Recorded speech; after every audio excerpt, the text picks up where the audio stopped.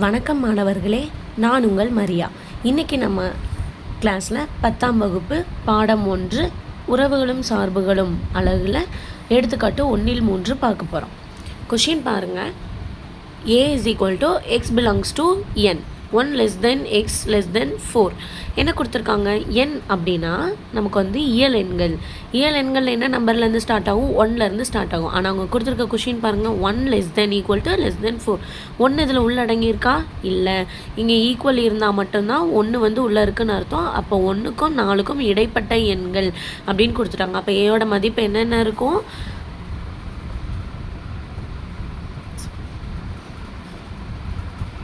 A = 2 3. அடுத்து B என்னப்பா கொடுத்துருக்காங்க? x belongs to whole numbers அப்படின்னா முழு எண்கள். அப்போ 0 உள்ளடங்கி இருக்கு, 2க்கு முன்னாடி வரை இருக்க நம்பர். அப்போ என்னென்ன வரும்? 0 மற்றும் 1.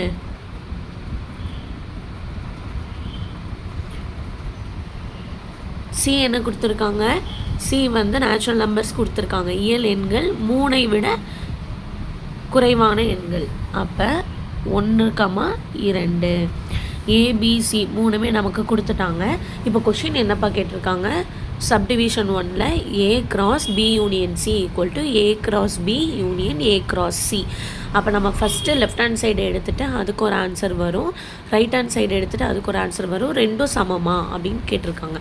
வாங்க பார்க்கலாம்.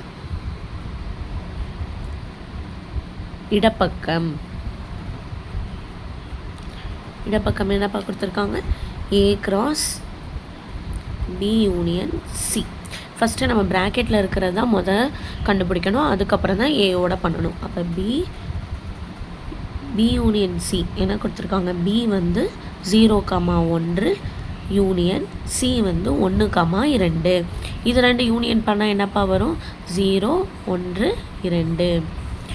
இப்போது A cross B union C = A என்னப்பா? 2, 3 cross B union C என்னப்பா கண்டுபிடிச்சிருக்கோம்? இப்போ தான் கண்டுபிடிச்சோம். 0, 1, 2. இது 2ஐயும் க்ராஸ் பண்ண போகிறோம். க்ராஸ் பண்ணுறது தெரியும்ல. ஃபஸ்ட்டு ஏல இருக்கிற ஒரு எலமெண்ட்டோட பியில் இருக்க எல்லா எலமெண்ட்டையும் ஜாயின் பண்ணணும். அடுத்து இதில் இருக்கிறத இதோட ஜாயின் பண்ணணும். 2, 0, 2, 1, 2, 2.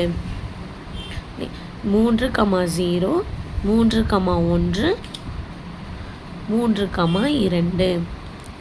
இதுதான் இடப்பக்கம் நம்ம கண்டுபிடிச்சோம். இப்போ வலப்பக்கம் நம்ம கண்டுபிடிக்க போகிறோம்.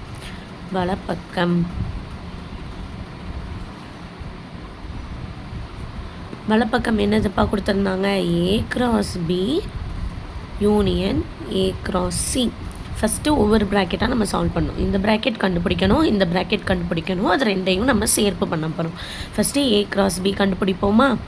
A cross B. A என்னதுப்பா? 2, 3 cross B என்னது? 0, 1.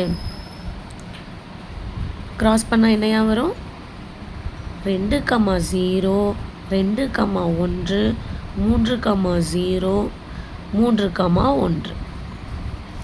இப்போ A cross C கண்டுபிடிக்கணும். A cross C. A 2, 3 cross C என்னது? 1, 2. இது 2 க்ராஸ் பண்ணால் என்ன வரும்? 2, 1, 2, 2, 3, 1, 3, 2. இது கண்டுபிடிச்சோமா? ஆனால் நமக்கு என்ன கேட்டிருக்காங்க? யூனியன் சேர்ப்பு கண்டுபிடிப்போமா? A cross B union A cross C. இது 2ஐயும் சேர்ப்பு பண்ண என்னையா வரும்? 2, 0, 2, 1, 2, 2, 3, 0, 3, 1, 3, 2. இது வந்து வலப்பக்கம். இப்போ இடப்பக்கமும் வலப்பக்கமும் நமக்கு சமமானு கேட்டிருக்காங்க. செக் பண்ணுவோமா? 2, 0, 2, 1, 2, 2, 3, 0, 3, 1, 3, 2. ரெண்டுமே சமமாக இருக்கா? அப்போது இடப்பக்கம் = வலப்பக்கம். எனவே A cross B union C equal to A cross B union A cross C என